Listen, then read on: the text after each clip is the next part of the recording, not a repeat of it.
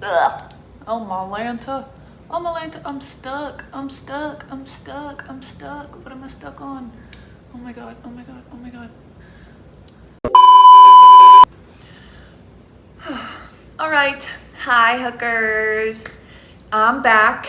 I was living under a rock for a little bit too long. My bad, my bad. Sorry about going MIA, guys. This podcasting is a lot more work than I was anticipating. I don't know how these girlies make it look so easy breezy. It's a lot. It literally, the last video I put up about the sunscreen and SPF, that took, I want to say like 8 hours to edit. What? And yes, I have sunglasses on this time. This ring light that you can see, it's a bit bright. It's a bit bright. So we've got our glasses on. We have our Sunny Angels bunny hat. If you want one, pre-order. I don't sell them. But it makes me happy. It's the softest thing. It's the best thing I've ever purchased. If you want one, you do have to purchase a ticket all the way to Paris, France. Yes, you do. Yes, you do. Great store, great people. Their malls are really weird. Like, they're like, I don't even know how to describe them. But yeah, anyway, let's get into it. Apologies for not being consistent. Like, the title of this channel is called Paige in Progress or Paige in Mess. Okay, we're working on it. This is a new up and coming thing for me, so I don't really know all of the ins and outs of it yet, but I did get charged for Final Cut Pro this month, so I will be hustling. And no, there are no ads unless YouTube puts them up. But yeah, so instead of, I think I just kind of thought it would be easy to do a video every single week, and that with a full-time job and with trying to have a social life, it's a lot. It's a lot. Sometimes I'm not motivated. Sometimes I don't know what the heck to talk about. Sometimes I just want to rant, and this is not going to be the platform for that. But with that being said, I'm probably not going to be doing too many like personal rants on the pod, but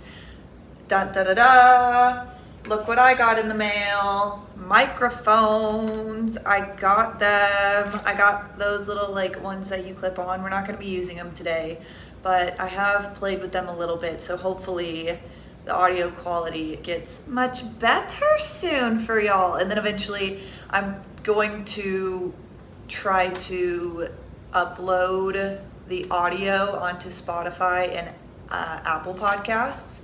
Probably Apple Podcasts first. Sorry, Spotify users. But yeah, so I think I'm also going to use these for little vlogs. That's what I was getting to, is not that I'll vlog a lot, but for trips and fun things that I do, or just to hold me accountable for errands and things like that, I think this will be really fun. And there's 2 of them. Isn't that fun? So I am going to Waco to go visit my cousin, so really excited about that, and will be vlogging. Super excited. Let me take a little sip of my Coke. All right, now let's get into business, shall we? Also, going back to the vlogs, I'm kind of nervous about that. Like, 1, that's a camera in your face. 2, that's a lot of uncensored things that happen in the real world. And that I can barely like comprehend the idea of having to edit a podcast of me just sitting down and speaking, let alone me running around with my gal pals and friends talking about the most random stuff. So we shall see. What else are there to update on? We kind of redid the hair. It's a little bit more red. Not sure how I feel about it. I don't want to go back to my natural, which would be brown, poopy brown, with a little bit of red. Or if I want to do more like a strawberry blonde. I think a strawberry blonde would actually be so killer. I don't know about all that, but anyway, I am really excited to get into this episode. This is going to be about the different skin types. So last video we talked about the most important step in any routine is sunscreen. I hope you girlies and men are wearing your sunscreen. I hope y'all took my recommendations and everything. Sorry about not updating links either. Didn't know how to do that, but now I believe YouTube has approved me to put links. They're not like affiliate links or anything like that either, so don't know why that was so hard to do. Also, I am having severe neck pain today, and it feels like there are teeny tiny little needles going all the way through this one side of my neck. So if I twitch or whimper, don't mind that. Don't mind that. But getting into skin types, this is really, really important for when you are trying to figure out what products work best for you, how to maintain clear skin, and how to keep it moisturized and just looking and feeling its best for y'all. So we're gonna be talking about 4 skin types, 3 to 4 skin types. There's normal skin, dry/dehydrated, oily, and then combination skin. So those are the 4 main types. And then mainly with normal skin, it's a pretty quick summary, and with normal skin, typically I treat it as dry skin because that's usually where it leans. And even if you are normal to oily, it all kind of uses the same stuff. So we're gonna get into all that today. Beep bop boop. First, we're going to define the definition of We're gonna define skin type. What the heck does that even mean? All right, let's find this page. Okay, this might be kind of hard with some sunglasses on. Oof. So, skin types are classification that describes a person's genetic skin type. Now, we shall flip to page 164 in our textbooks, everyone, if you will, please. Come on, chop chop. Don't have all day. All right. Class, listen up. Coming straight from the book itself, says, skin type is a classification that describes a person's genetic skin attributes. Skin type is determined by genetics and ethnicity, but like everything else, skin can change over time. Generally, skin becomes drier over time because our cellular metabolism and oil/lipid production slows down as we age. Skin type is based primarily on how much oil is produced in the follicles from the sebaceous glands and on the amount of lipids found between the cells. The T-zone, okay, this is your T-zone, your forehead, your nose, and your chin. The T-zone is the center of the face, corresponding to the T-shaped form by the forehead, nose, and chin. Evaluating the pores in the T-zone is the first step in determining skin type. So anytime I have somebody come up to me, or not come up to me, but on my facial table, and I bring out my magnification light, look at everything, I'm feeling around, I'm touching their skin, I'm checking the elasticity, I'm looking at their pore size. So if you have teeny tiny pores, you're more likely to either have dry or normal skin. And if you have a little bit more of about maybe a medium to a large size pore all over, especially if you notice larger pores in your forehead and chin area, you're probably going to be more on that oily type. Now, if you only have enlarged pores like right here by your forehead, by your nose, on your nose, and right under your chin in that little crease of the lip, that's probably going to indicate that you have combination skin, because you'll have smaller, finer pores out here and you'll notice dryness versus shininess. Okay, now back to reading. All skin types need proper cleansing, exfoliating, hydrating, and protecting, aka SPF. When performing a skin analysis, you are using the visual abilities, often under a magnification light, to note properties of the skin, such as pore size or irregularities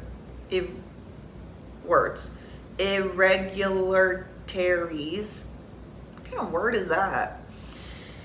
In the skin, i.e. blemishes. So if you have a lot of blemishes, I'm looking at where they are concentrated on your face. Typically, what I always say to my clients is, if their cheekbone or like tip of your nose and down, it's gonna be typically connected to hormonal acne, PCOS acne, sometimes stress as well, but those are going to be the main two factors, is hormonal and stress for nose down or cheekbone down, and then cheekbone up is going to be environmental based, stress related, what did I say? Environment, stress, and diet. So diet, stress, and environmental factors, that's typically what will cause acne on your forehead, on your nose, a little bit like on your upper cheek right here.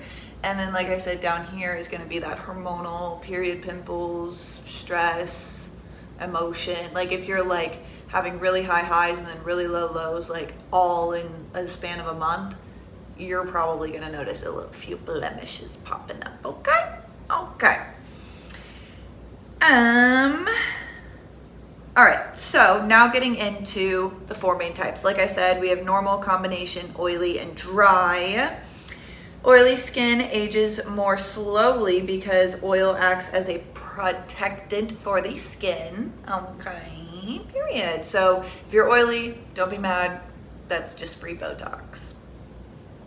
Dry skin can have a compromised transepidermal water loss, meaning dry skin can become dehydrated very, very quickly, and you'll see more flakies of dead skin. So you'll feel more roughness, almost kind of like a very dull, like nail file or sandpaper type of feeling on your skin. And then normal skin often changes as we age. Typically, if you have pretty normal skin, if you are a woman and you go through childbirth, your skin will change because of the amount of hormones in your body. If you're a man, your skin can change from oily to normal during puberty and things like that for you. And also just life, especially for women pre and post menopausal, your skin is going to be completely different. Typically post-menopausal, it dries out a lot more. And when you're perimenopausal, like when you're in menopause, it could either be normal to oily, because we have hot flashes, we have loss of estrogen, loss of hormones, all of that stuff going on all at the same time. Your body's freaking out a little bit. Okay, and also remember, your skin is your largest organ. It's going to be the first thing that speaks. Okay, so if something's hurt on the inside, it's going to tell you on the outside. Does that make sense? There you go. All right, what's next in the list? So now we're gonna go and deep dive into what, how, why, and tips, and talk about all of that for you guys.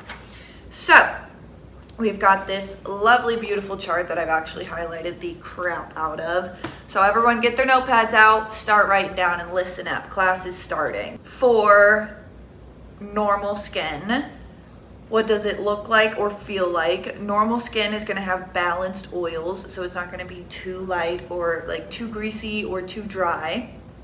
It's going to feel hydrated and balanced.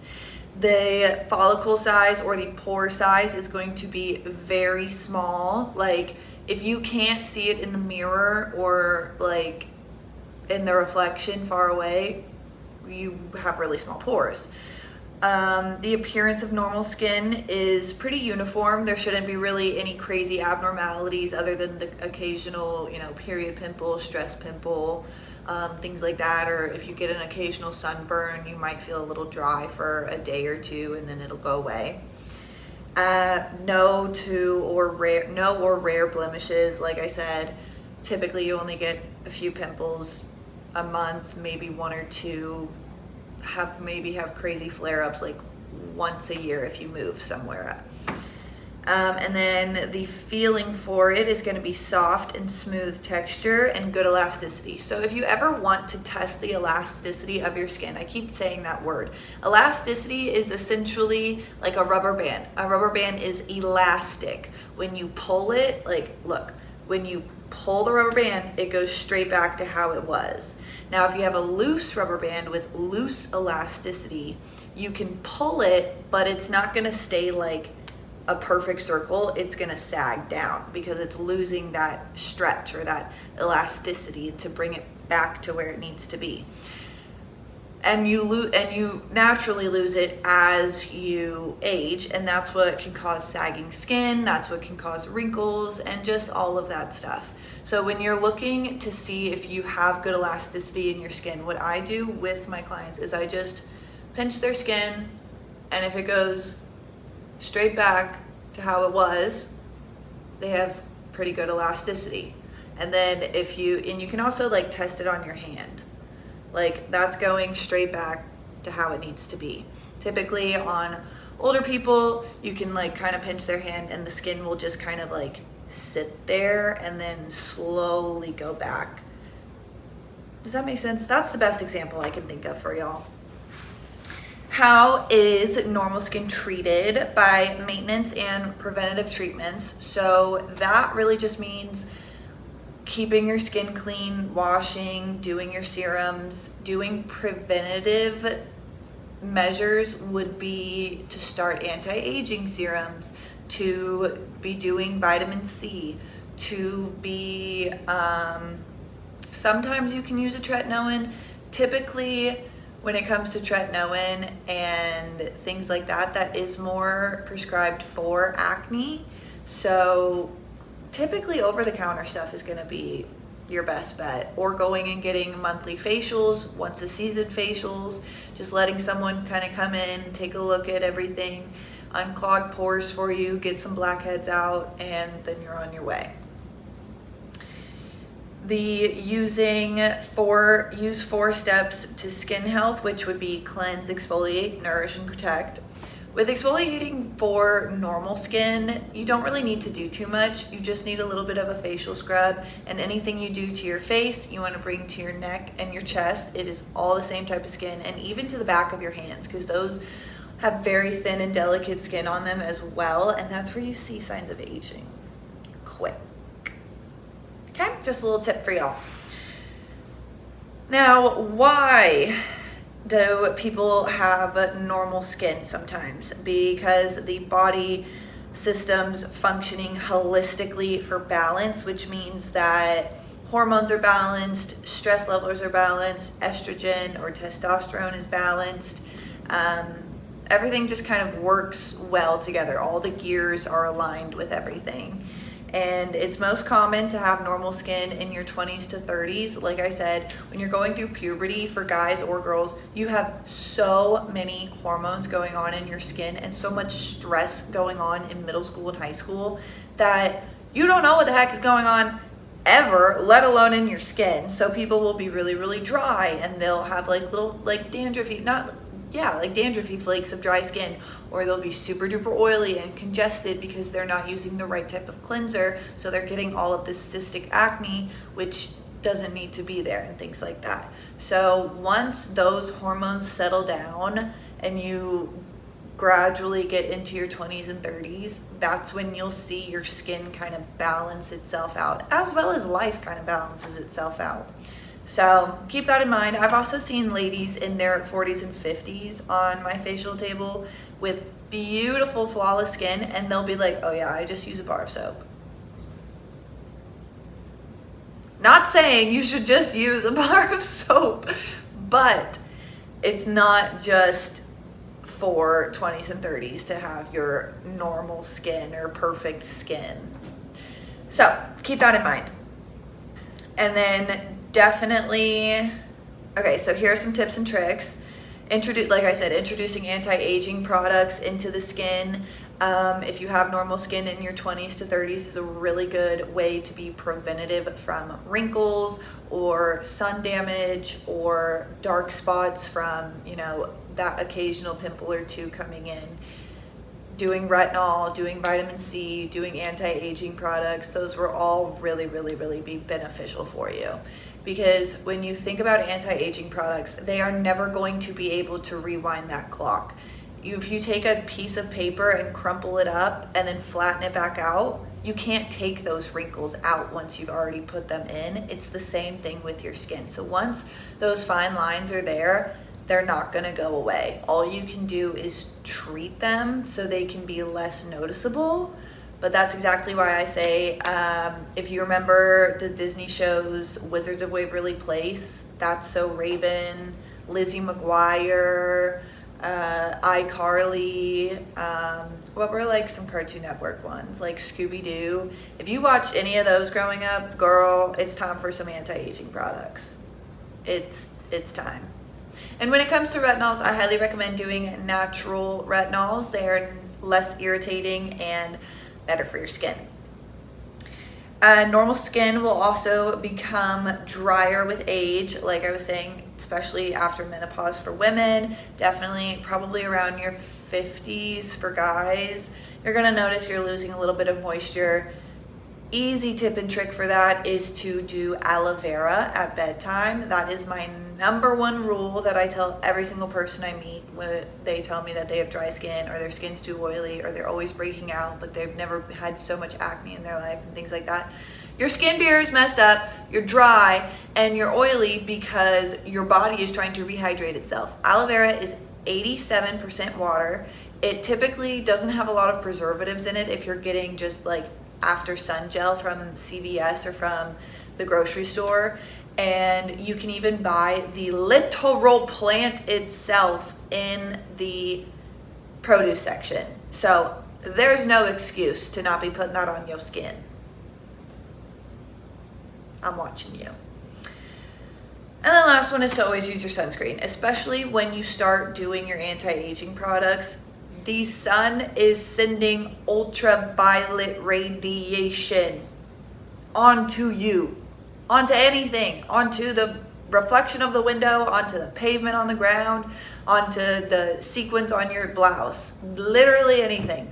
Put your sunscreen on. Like I said, there are tinted sunscreens, girlies. It doesn't have to ruin your makeup. It's not going to give you a white cast. Just put it on your face. All right, now on to combination skin. This one is a little bit on the trickier side because you're not only having to combat the dryness or the normal skin type, but you're also having to take care of the oily part as well. So this one does have a few extra things to think about. What does combination skin look and feel like? The oil is going to be moderate to high, so you're going to have some pretty shiny spots in your T-zone area. Typically, you probably have to blot every now and then for shininess or for your makeup setting or things like that. Excuse me. The hydration is going to be decent to dehydrated. This is what I'm saying. You need to hydrate, whether it's hyaluronic acid, whether it's aloe vera, whether it's Vaseline on top of your moisturizer. Second off, this is a sidetrack moment, but Vaseline and Aquaphor and all that slugging trend, it's just an emollient. It's just an emollient. You need a humectant. You need something that is going to put moisture into your skin, and then you can put an emollient over that. So a humectant would be aloe vera because it's thick, but it does eventually absorb into your skin and coat everything underneath it in and pushes that in first. A emollient is like an aloe vera or petroleum jelly or wait, what did I just say? No, an emollient is going to be Vaseline, Aquaphor, or petroleum jelly type based products where they're basically liquid band-aids. They do not penetrate the skin. They do not give you any type of moisture benefit. They just lock in anything underneath. So if you're not washing your face and you're just putting Vaseline on as moisturizer, girl, you might as well just be putting coconut oil on your skin. Like, just clog it up, why don't ya? Okay, I'm done with my rant now. Let's get back into it. The hydration is going to be good to dehydrated. Do the aloe vera trick. Keep your skin moisturized. You should see less oil production the more hydrated, one, your body is, so drink lots of water, and two, how hydrated your skin is. The follicle size is going to be larger in the T-zone area than the cheeks or the sides of the face. Like I said, if you look in your T-zone area and you're noticing larger pores on our forehead but not on our cheeks, or larger pores just on our nose but not like on our jaw, or larger pores in our chin area but not under our eyes or anything like that, you're going to have more type of combination skin, and that's a really good way to pinpoint that and to just kind of take that into consideration. Appearance of combination skin can have buildup of dead skin and oil in the pores around the nose, but dry or flaking skin outside of the T-zone, and some to few blemishes and comedones. So congestion, and it says buildup of dead skin and oil in the pores, those are going to be blackheads. If you notice a whole bunch of blackheads all over your nose and like thick, like not thick texture, but like a bumpy kind of texture, you've just got some buildup. You got to go get some extractions, girl. Go get hydrofacial, go get your pimples popped, go get some extractions. Extractions are not the most wonderful thing to get done, but the results are beautiful. It's just really tender, especially around the cartilage, because you're literally having to push the dirt out. When it says the flaking to dry skin outside, typically people will notice like flaky dead skin around the bottom of their nose here by their nasal folds. They'll notice like dry, patchy, or almost eczema looking patches on top of their eyelids. They'll notice like really chapped lips around the outer rim sometimes. Or even just like that dry kind of sandpapery texture. No, not even. Just even like little flakes of dryness out by the cheeks. That's a good way to pinpoint that. Like I said, aloe vera, Nivea cream, Vana cream, just a basic good moisturizer. And we'll go over certain things on what to do for that. And then comedones are whiteheads. So there's whiteheads, which are those little white, like blackhead looking pore suckers. And then there's blackheads, which is the dirt and the dead skin and the oil. And then blemishes like acne. Typically, if you're oily or combination, you're gonna see more acne a little bit here on your forehead when it's not related to stress, or you'll see it more kind of on your chin area, even when you're not going on your period or menstruating or something like that. How does combination skin get treated? Cleansing and regular exfoliation. So you always want to be cleansing. Typically with a combination skin type, you still want to, I would personally buy like the gel soap kind of feeling face wash more than the cream-based face washes for combination specifically, but you still want to get,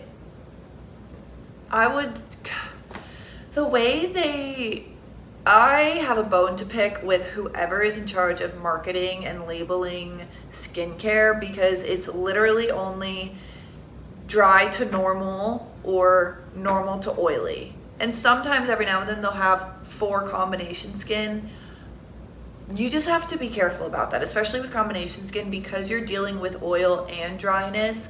You don't want to dry out the cheeks or the outer side of the face just to control the oil. You want to, again, make everything work cohesively. So I really love La Roche-Posay for that. I really love CeraVe. I have a love-hate relationship with Cetaphil. I don't hate it, but I also feel like sometimes it doesn't clean everything, if that makes sense. Like, I just feel like it does, it leaves me like overstripped. Overstripped is how I'll put it, yeah. Like, I feel like I have to always constantly be putting a toner on and immediately hydrating after it. So I personally use like a cleansing milk in a sense, almost, or a cleansing lotion kind of. It has a little bit more of like that cream base rather than the soap or that kind of gel base that you see sometimes as well. While we're talking about skin types, I probably have more normal to combination now, but in high school, I had very normal skin. I never had a pimple unless I, was having a hard time with tests or anything like that. If you wanted to know. Now, back to how it's treated. Using water-based products for combination skin is going to be your best result because, like I said, you need to hydrate it all, and that will keep everything else at bay. Using salicylic acid, using BHAs, AHAs, using really harsh chemical exfoliations on combination skin can typically more than not irritate it, rather than just doing simple is best, basic is best type of routine. Oh, and back to this real quick. When we were talking about cleansing and regular exfoliation, do not exfoliate with a chemical exfoliant like an enzyme mask or any of those like exfoliating like AHA, BHA pads, unless you have a specific recommendation from an esthetician or an esthetician, because derms will just write scripts and it's too much. They do too much. They just want money. It's too much. Fucking healthcare. But that's why I said use a facial scrub, because that's going to be able to break up all that dead skin so that oil has a way up and out rather than getting clogged and giving you blackheads and whiteheads. There you go. Water-based products, so hyaluronic acid. Retinols are sometimes water-based, but typically those are a little bit more irritating. Oh gosh, I don't know. I'll have to look that one up. My iPad is currently dead, so I'll get back to you on that one. Okay. And last but not least, avoid harsh products and rough exfoliation. What did I just say? What did I just say? Nobody listens to me. All right, and why does combination skin happen to us? Overproduction of oil in the T-zone. You have to remember, one, your T-zone is the most stretched your skin is on any other part of your body, other than maybe your hands, but not even. Your T-zone is also one of the thinnest parts of your skin. Maybe not so much your chin, but your forehead. Like, if you try and grab your forehead, there's not a lot of meat. You try and grab your cheeks, there's meat. You grab your chin, there's a little bit of some meat there to grab. If you grab your nose, there's not a lot of meat. So these are the thinnest areas of our whole body other than our eyelids and lips. So this is where that oil production is going to come out first, because it is the shallowest part of the face, if you think about it. So typically it's the high points that are going to be super oily, and just really paying attention to that. Making sure you're hydrating all of that area, doing pimple patches rather than poking at them. And like I said, it's really good to do clay masks as well, just in this specific area. It can really help pull out any of those excess oils that's being produced. What other? They may have normal oil production in the T-zone and dehydrated skin on the side. So this is saying, even if you do not have super shiny, overly oily forehead, nose, and chin, if your cheeks are always constantly dry or constantly flaking or constantly have a rough texture, but your forehead doesn't and you don't really notice it on your chin, that's also combination skin. That is not dry or dehydrated or normal skin at all, okay? It's combination, you gotta treat it as such. And like it said, water-based products, get that hydration in, girl. Some tips of what they're saying is to evaluate often, as oil hydration balance can be disturbed by hormonal or environmental influences. Yes. So like if you're ever moving states, or you're going from kind of north to south or south to north, west to east, things like that, you're going to notice a change in your skin just from environmental factors, your body kind of acclimating to everything. And then also you'll notice on planes you get a little bit more acne, which is not the most fun, but you have to remember it's different environments you're putting that skin in that it probably hasn't been in a long time or has ever been in. All right, on to the next. Now we've got oily skin type. What does it look like and how does it feel? Oily skin type typically is moderate to high oil production. Hydration is going to be good to dehydrated. And the follicle size is going to be moderate to large. So typically with oily skin, you'll notice enlarged pores all over, not just here in that T-zone, but also out here on your cheeks, up here by your hairline, kind of under your eyes as well. But yeah, appearance can sometimes be shiny. Comedones and blemishes may be present. So whiteheads are just, you're spitting out too much oil all at once and it's getting stuck together.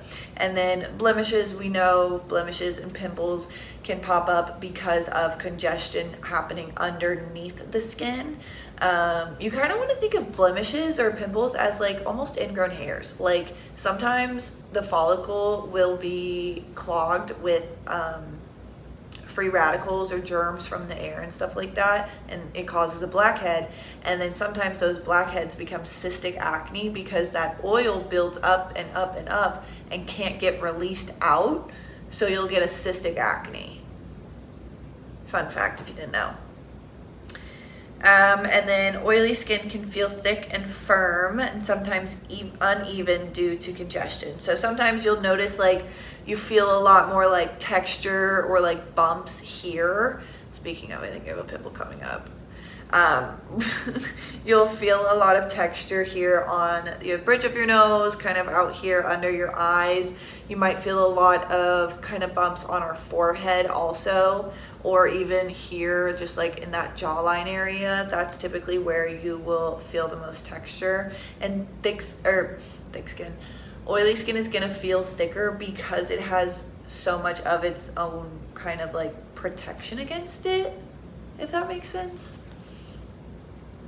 Low-key, I'm not quite 100% why it feels thicker, but oh well.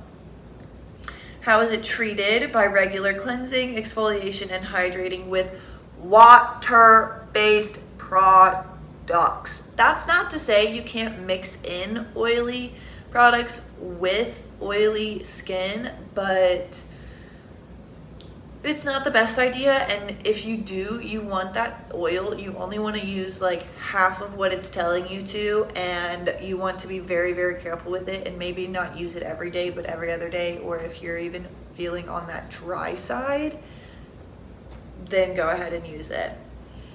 You kind of want to think of it as opposite rules. Like, so if you have normal or dry skin, typically you'll want to use like oil-based serums or a pre-moisturizer and then a cream moisturizer on top of that.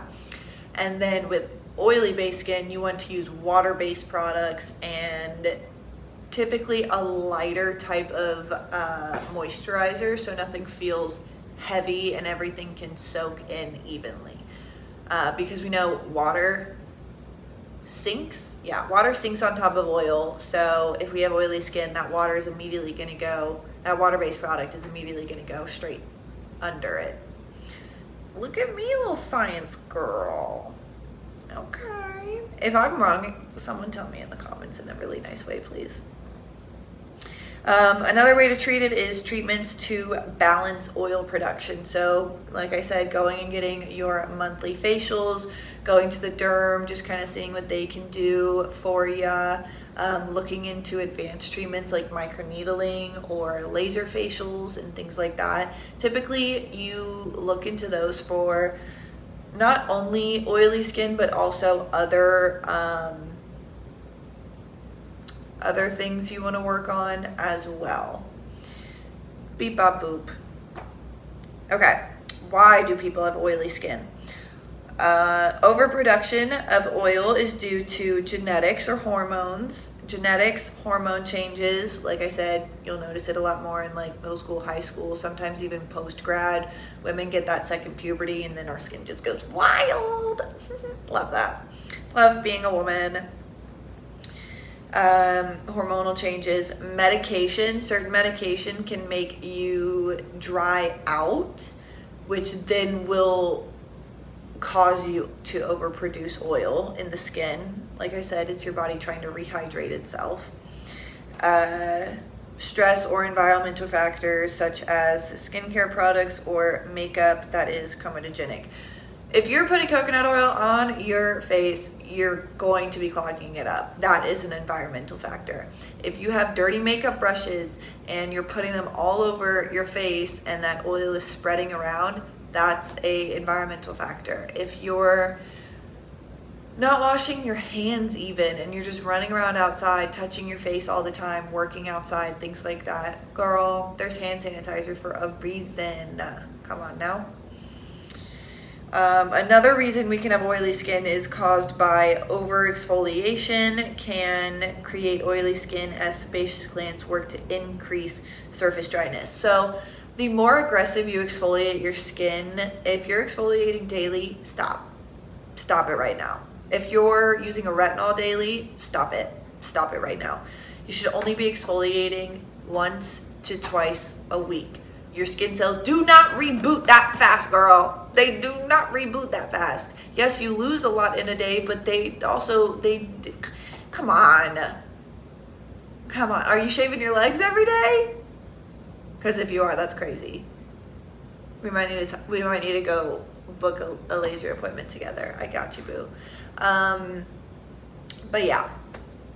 Overexfoliating. So overexfoliating is just messing up your skin barrier, which helps keep all the good stuff in and all the bad stuff out of our skin. But overexfoliating, like I said, by stripping that skin barrier, it dries you out. So as your body is getting alerts for that, it's pushing oils out of the pores and follicles and everything to rehydrate itself, to give itself a barrier again, to try and kind of put its armor back up. So keep that in mind. Okay, and some tips and tricks. With oily skin types, you can also not only see breakouts or blemishes on our face, but it will also go down to our neck, our chest, our shoulders even. So like I said, everything you do to your face, you got to bring all the way down to your neck and chest. Now, if you have blemishes on your chest or on your neck, you do not need to be putting like your, I guess, yeah, put a pimple patch on it if it's on your chest and stuff like that. But one, do not pop those because they hurt really, really bad from my own experience. And two, it's gonna scar, toots. It's gonna scar. Just put some sunscreen and moisturizer on top of it and it'll go away on its own, I promise. Clients with oily skin age more slowly since the oil acts to protect the skin. What did we just say? The more you exfoliate, the more you strip your skin barrier, the more oil is produced to rehydrate itself. So if your skin is always oily, it's always going to be hydrated, which means it's not going to crumple or wrinkle as quick. You know how like in the spring the leaves are all green and they're fresh and they're new and they're thick and they're soft and they're flexible. Like if you crush a leaf in your hand, it just goes back to how it was. It might take some time, but it will go back to how it was. In the fall, when leaves are dried out and they're dying and they're closer to the end of the leaf lifespan, and you pick up a leaf and you fold it in your hand, it crumples. It basically disintegrates in your hand. That's kind of my best explanation for dry skin aging and oily skin aging. Oily skin is the fresh leaf, dry skin is the fall dead leaf. Okay. And last but not least, clients will need to use SPF regularly to avoid post-inflammatory pigmentation, a common ailment that accompanies acne. Yes, so if you are oily, you probably have a few blemishes, you probably pop them at home. There's nothing I can do about it, but I can tell you to treat it with vitamin C. Vitamin C is a lightening and brightening ingredient, and always put your sunscreen on, because if you're not putting your sunscreen on, the sun is attracted to darkness, so it is going to immediately pigmentate that pimple, scar, or blemish spot more and darker than it would your freckles or anything else, because it's darker than the skin around it. So it's going to immediately go there and be absorbed, and then it's going to stick around longer, and then you're going to be like, how do I get this off of my face? And I'm going to tell you exactly what I just said, and then you can go book a laser facial. Okay, that is it for oily skin. And last but not least, we've got dry skin. So what does it look like and how does it feel? Dry skin has minimal oil production, so it's going to be pretty dry. It's going to have that sandpaper feeling, or it's going to have a lot of flakes. It might even feel like tight, like someone's like pulling your skin back on your face. Hydration is going to be a minimal hydration. Same rule. Do the aloe vera trick. And sleep in it. Sleep in the aloe vera. It's water. It's not gonna mess your pillowcase up. I promise. And I know you biddies be dyeing your hair at home and acting like there's no hair dye on your pillow and sleeping. Easy peasy. So why does it matter if you're putting aloe on your face? It dries within 5 minutes. Okay. Follicle size is going to be difficult to visualize and very, very fine pores. So with a dry or dehydrated skin, you're going to have even almost non-existent pores, because there's nothing coming out of them. So there's no reason why the pore would need to either expand or minimize itself, because there's nothing happening. So if you feel like you have large pores on your skin, you don't. You have normal skin, because normal skin is going to have a little bit more noticeable of a pore size rather than dehydrated skin or dry skin. The appearance of dry skin is going to look dull. It's going to lack luminosity. Why do they have to say it like that? It might be flaky and it might be a little blotchy. So because we're so dry, we might have a little bit of blotchiness, because all skin works differently. So you might have a few, blotchiness over here, but not over here. So regular exfoliation should help you. The feel of it is going to be rough, thin, or tight, or all of it at once. I know a lot of people with dry skin believe that they're sensitive prone to a lot of different skincare treatments, but I'm going to break you the news. You're not sensitive. Unless you feel like your skin is on fire every time you put like hyaluronic acid on, you're not sensitive, babe. You're just being over dramatic. Typically when I'm exfoliating people in facials, I'll do a enzyme mask or a chemical exfoliation where it eats the glue that breaks up the dead skin. And those can be a little bit spicy, a little bit tingly. They're not really like burning you or anything like that, but you can feel a little bit of like some itchiness working around like your nose, or with dry skin, they'll feel it kind of a little bit everywhere. And then I wipe it off in 5 minutes and they're fine. So don't be a baby, just put an exfoliant on. Or use the scrub. Scrubs typically are not spicy at all. Sometimes they have like some peppermint or like some eucalyptus in there just to like get your skin to wake up, but nothing in a scrub should be super spicy on you or hot. I'm getting dry throat.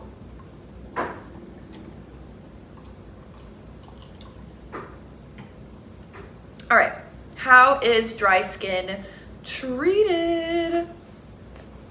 Oil-based products can provide, use oil-based products to provide protection from the acid mantle and increase the barrier function. Typically, when you have really dry skin, you don't have a very good barrier or skin barrier because you're not able to produce any oils to coat the skin itself. So adding oil-based products like jojoba oil, rose hemp oil,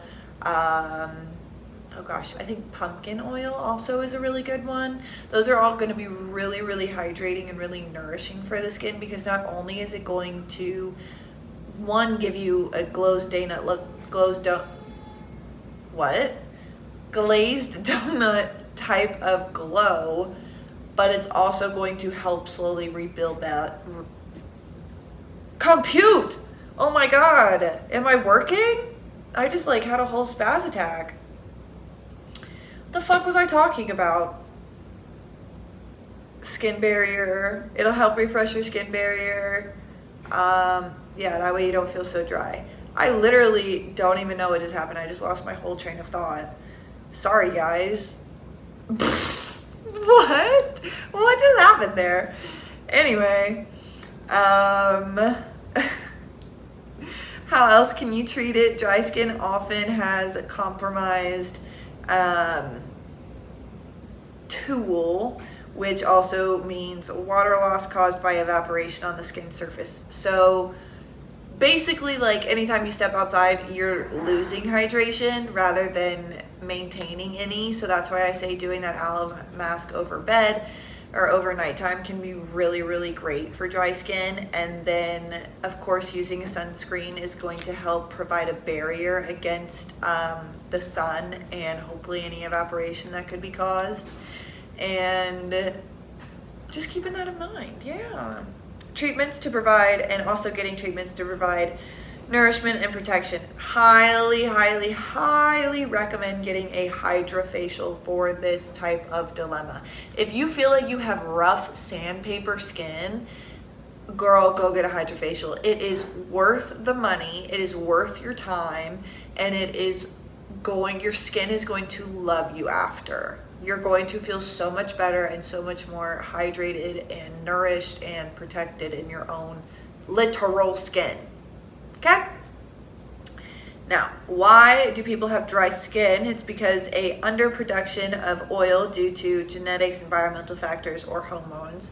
So typically some people will go from having normal skin to really dry skin after high school, or after, typically it's after menopause is when you'll notice that super dry to dehydrated, kind of almost like cracking skin and flaking off and really dull, and it feels tight, but it's not. That's typically when you're going to see all of that. But again, always good to be preventative about it.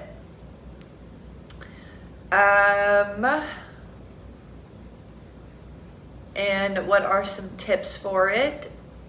Dry skin may often be dehydrated. What have I been saying? And keeping your sunscreen on. Like I said, it's going to coat in all of that moisture that you put on in the morning, so you're good to go for the day.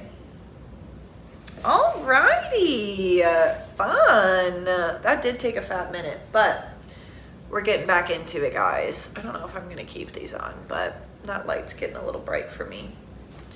All right, what's next? Discuss the best ingredients for each skin type, period. Okay, class, page 235, everyone turn. For all skin types, aloe vera is going to be really, really good. It's a humectant. It hydrates and softens and heals. It's antimicrobial. Don't know what that means. Anti-inflammatory, soothes, and calms. Yeah, typically nowadays you can find aloe vera with chamomile in it. That's a great ingredient for calming and reducing redness in the skin as well.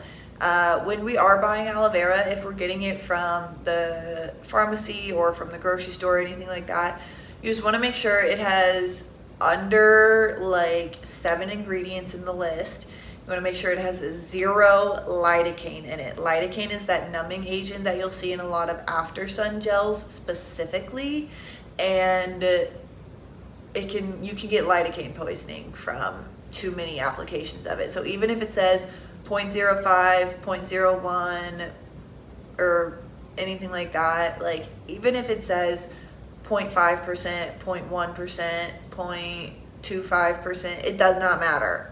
Do not get anything with lidocaine in it unless you're going to a medical professional. Alpha lipic acids, those are those AHAs that I was kind of saying to stay away from. But if you use them correctly, they can be very beneficial for exfoliation. AHAs are a universal antioxidant, anti-inflammatory, anti-aging, enhances natural exfoliation, minimizes pores, soothes the skin, and reduces puffiness. So AHAs are going to be mandelic acid, glycolic acid, I believe hyaluronic acid, and all of that good stuff. Glycolic acid is an AHA. It's a water-soluble alpha hydroxy acid. Wait. Okay, just kidding.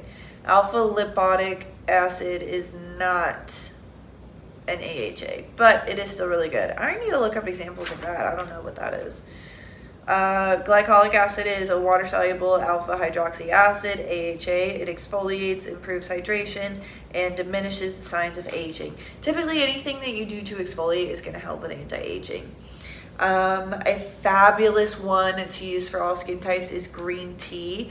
My trick that I use for green tea is whenever someone tells me they have really bad dark under eye bags or dark circles under their eyes or even just puffiness under their eyes, I will tell them to brew a tea packet of green tea in half the water it says to use. So if it says brew 1 tea bag for 12 ounces, pour 6 ounces of water, steep the tea bag for about 20 minutes to get all of the good stuff out of it. You can either keep the tea bag and just freeze that, or you can throw it away like a normal human. And then I'll make ice cubes out of the brewed green tea and rub it on my skin for maybe 3 to 5 minutes in the morning right under my eyes. That's going to help depuff, and it's going to help energize that skin because it has caffeine in it. And then I'll just pop it back in the fridge. It's my own fridge. Okay, but green tea is a potent antioxidant with many anti-aging benefits, brightens, enhances photo protection, which is protection against the sun, and anti-inflammatory, it soothes, it's antibacterial, if you wanted to know, and it reduces swelling or puffiness, especially under the eyes as well. And then we've also got mandelic acid. Mandelic acid is an AHA as well. I personally really like to use that one to exfoliate with. That one's my favorite. It's gentle, it's water soluble, so good for those oily gals. It is water soluble AHA, exfoliates, brightens, smooths texture, it's antibacterial, and regulates sebum production. And it's great for all skin types. Niacinamide is also known as vitamin B3. What? Damn, you learn something new every day. Niacinamide is also known as vitamin B3 and boosts the skin barrier function. It's anti-inflammatory, protects the skin from UV rays. I know Good Molecules makes a niacinamide toner that I used to use religiously. Honestly, I should get back on that one. It's probably like less than $10. And it also improves texture, brightens skin, and minimizes pores. Okay, with everything that's saying minimizes pores, you cannot physically, like, you're born with the pore size that you have, but over time you can minimize the appearance of them, but you're never going to actually be able to reduce the size of the pore. So like, it's kind of like a funnel. You know how a funnel can be really, really big on top and then super teeny tiny at the bottom. It's kind of almost like a backwards funnel. I don't even know how to describe this. It's kind of like a cylinder. So your pore is the same size through and through, from the surface to the bottom of the skin. And what it's saying when it says it can minimize the appearance of pores, it's saying it can minimize and contract and tighten the top of the skin that we see every day, but it is not going to minimize the actual physical size of the follicle underneath it. Are you following? Because that just made perfect sense in my mind. All right, on to the next. Niacinamide is great for all of them. I'm just going to list everything that's great for all of the skin types. And if you really want, I can make like a TikTok or something about the certain ingredients that are good for only oily skin, only dry skin, only combo skin, only normal skin, stuff like that. Let me know though, comment. Retinol, like I was saying, retinol is that main anti-aging component. Retinol is good for all skin types. It is a vitamin A derived antioxidant, rejuvenates, exfoliates. Keep that in mind. Anytime you're doing anything anti-aging, it is going to be exfoliating. That's how it works. You have to take the bad stuff off or the old stuff off for new stuff to come in, okay? That's why Botox is not anti-aging. It just freezes it in place. It's like Botox is not rewinding the damage, it's just pausing it. There you go. Retinol brightens, smooths, firms, improves all skin conditions, and encourages cells to mature normally. Yeah, I love a good retinol. I personally love the Sunday Riley's Luna retinol serum. It's got blue tansy and willow bark in it, which are natural derived retinols or vitamin A, what did it say? Vitamin A derivatives. So good. Oh my God. It's non-irritating. The blue tansy cancels out any redness that could appear from using it. It is, I believe, an oil-based serum. So for me being normal to dry, it feels like velvet on my skin. It does take a fat minute to dry down. So I'll usually put that on and then wait like 10 minutes before I put my moisturizer on and go to bed. Okay, what's another one? Shea butter. Here you go. Shea butter is non-comedogenic. Non-comedogenic just means it's not going to clog your comedones. Your comedones are the fancy word for your pores or the follicles. Shea butter is non-comedogenic emollient. Okay, so we know an emollient is going to just kind of keep everything in place that is underneath it. The shea butter is not specifically going to do all of the hydration work by itself, but it can also boost whatever else it's working with. You cannot use emollients by themselves. And it's rich in antioxidants.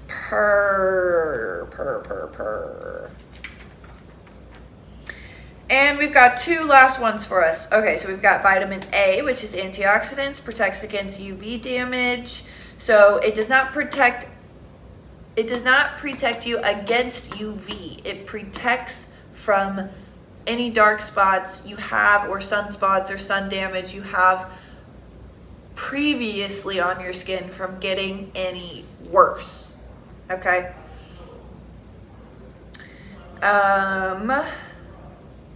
It slows the signs of aging. Like we said, it's typically found in that retinol. encourages healthy skin cell production, and boosts the immune system of your skin. Vitamin C is also great for all skin types. It is an antioxidant, anti-inflammatory, brightens, stimulates collagen synthesis.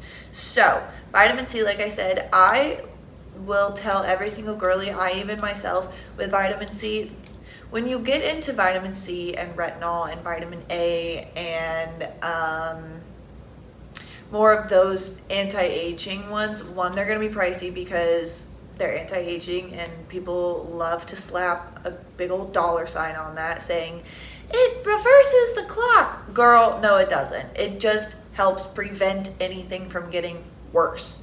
But also, when looking at anti-aging serums or moisturizers or masks or anything like that, one, you have to use it consistently or you're not going to see any results because it works by exfoliating. Also, you don't want to use it every single day because it exfoliates. What did we say? We said too much exfoliation can rip your skin barrier off. Oh gosh, where was I going with this? Come back to me real quick. But with the higher the price tag of a vitamin C or a retinol, the more concentrated those main top ingredients are going to be. So yeah, they come in a small bottle for a hefty price, but you're only using 3 to 4 drops a day. That's morning and night. A day, girl. Okay? Don't be just wasting product all over your skin. Because if you're putting too much product on, one, it's going to take forever for it to absorb. It's going to overflood your skin. It may cause a breakout. And if you're a makeup girly, it's not going to sit right. Do a little bit at a time. If you don't feel it's got enough, do a little bit more. Patience, young one. Jeez. Okay, now, universal ingredients are going to be antioxidants, vitamins, minerals, and physical sunscreen ingredients. Like we said, zinc and titanium dioxide are universal. They're not going to clog you up. They're not going to make you get any blemishes. They're not going to do anything bad to you, and they're great for oily, dry, combo, and normal. So, for combination skin, the goal in treating combination skin is to maintain a healthy balance of water and oil. Dry or dehydrated areas need moisturizing and increased internal hydration. Drink your water. While oily areas require special care to reduce the overactivity of the oil glands and keep pores from becoming clogged, leading to acne. Like I said. Types of ingredients to use emollients, humectants, and oil balancing and regulating products. So a glycolic, a mandelic acid, things like that are going to help balance out that oil. So an example of emollients are going to be typically more oil-based, like argan oil, evening primrose oil, pomegranate seed oil, camellia oil, safflower seed oil. These are going to be all kind of like those smaller ingredients on your lists. But it says benefit from some of these oils. Okay, where does it say this? Oh my God, wait, read. All skin types and conditions, especially skin that is sensitive or inflamed, and even skin with acne, can benefit from some of these oils. They mimic the skin's own sebum and will not clog the pores and prevent overproduction of oil in the skin. There you go, ladies and gents. And then for an example of humectants, humectants are ingredients that attract water to the skin's surface. They can lock water on the skin, reducing dehydration. So we're looking at algae extract, aloe vera, glycerin, hyaluronic acid, a favorite of mine. Honey even is a humectant, so that can draw more hydration and water into the skin as well for you. Fun, fun, fun. And then antioxidants help protect the skin from free radicals or germs and damaging effects of pollution, stress, UV rays, and the strong blue light waves emitted from LED screens on smartphones and computers. Okay, so we need to be getting our antioxidants in for sure. Examples of that are green tea, pomegranate, vitamin A, C, and E for you. And then it says vitamins are, oh wait, that's not part of it. Oh wait, yes it is. Vitamins in product formulas provide essential nutrition for preventing and improving the signs of aging and other skin disorders. Like we said, if we have really dark spots from problematic or acne skin, vitamin C is going to be a good friend of yours. If we're trying to work on signs of aging or loss of elasticity, vitamin A is going to be your friend. So yeah. Okay, now dry skin. The goal in treating dry skin is to provide moisturizing, replenishing, and skin restoring ingredients like ceramides, emollients, and humectants again. So we want to stick to those oils and those aloes. Dehydrated skin / dry skin. The goal for dehydrated skin is to restore the internal skin hydration and retain inner moisture by preventing transepidermal water loss. So using aloe vera, number one, any skin type can use aloe vera, and it typically will help all the time.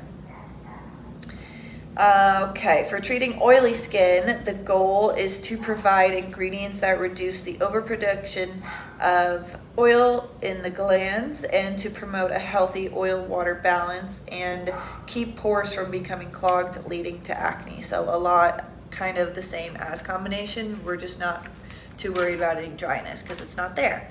So we want to work with hydroxy acids, which are going to be those BHAs and AHAs.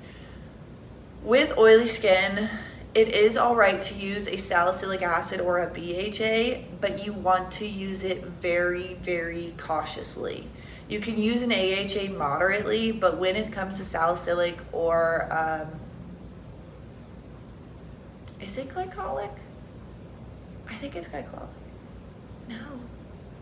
I can't think of the other BHA, but they're very stripping. They're very drying. So AHAs are typically really good for hydrating and nourishing the skin as it naturally exfoliates it with a chemical production of exfoliation.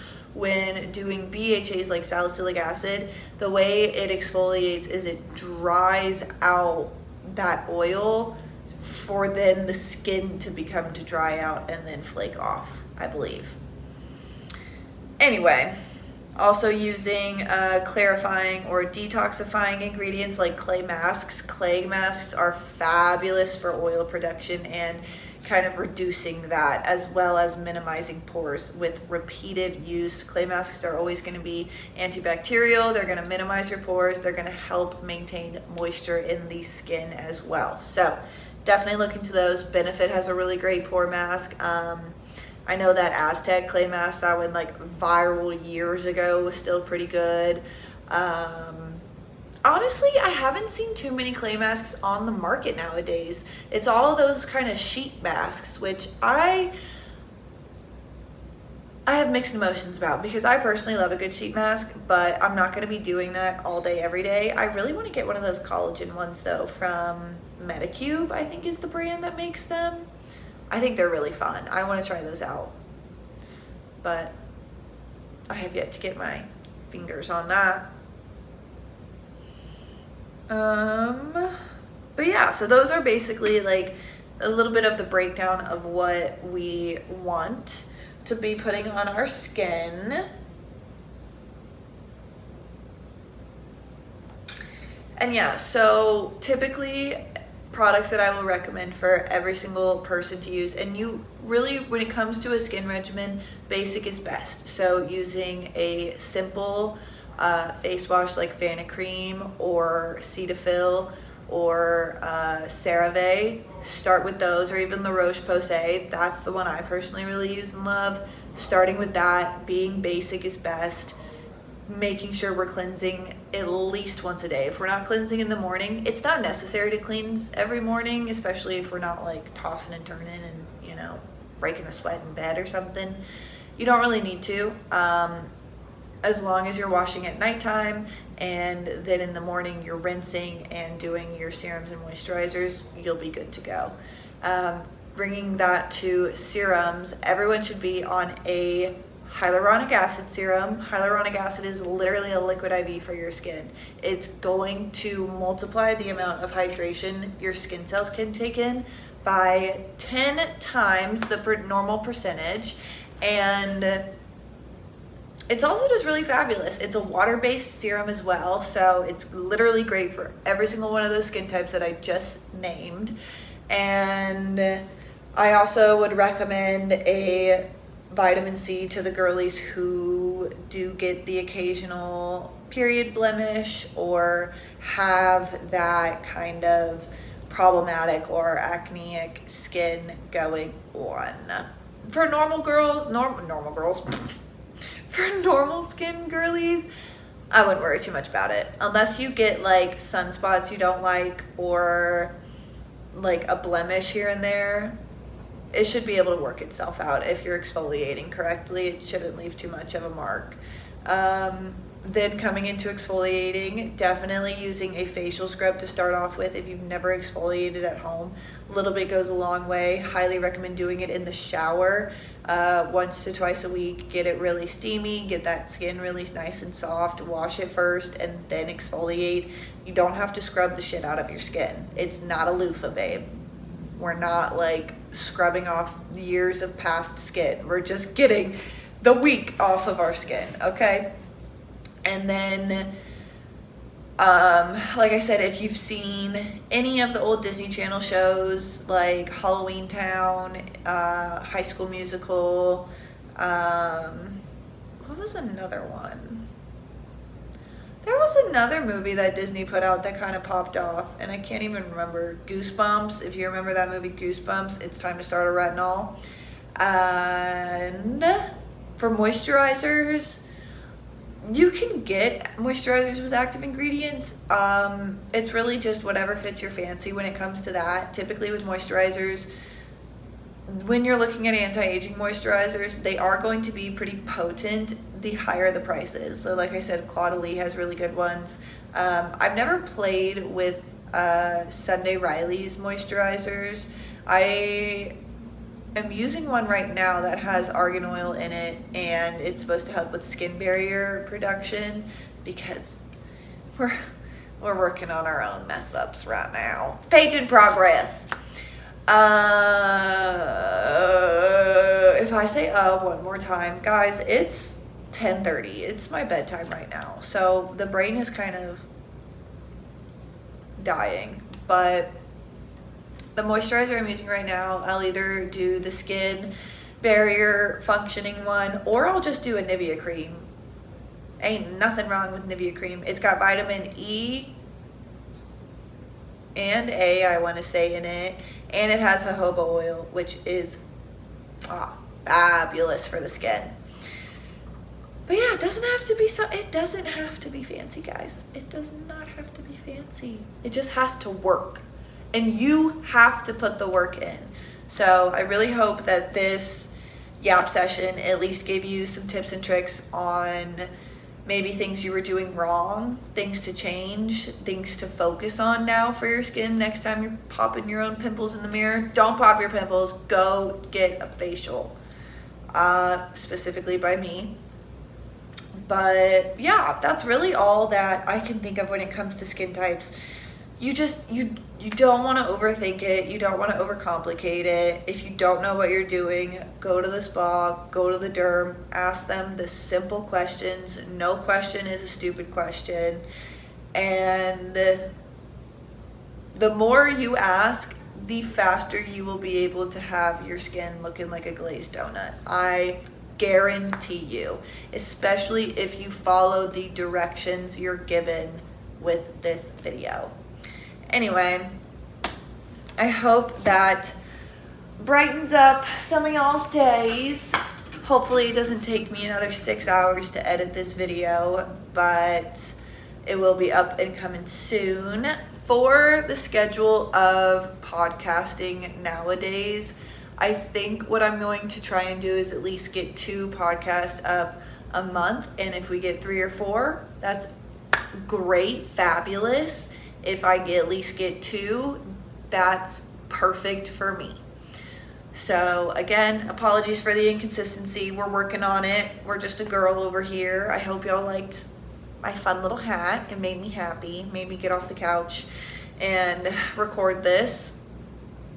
And I'm really excited. I hope I get decent video or footage for y'all for a vlog coming soon to a theater near you. And yeah, I hope everyone has a great week, and be safe, stay out of trouble, and don't do anything that you wouldn't tell your mom about. I love you guys. Mwah, mwah, mwah, mwah, mwah. Bye.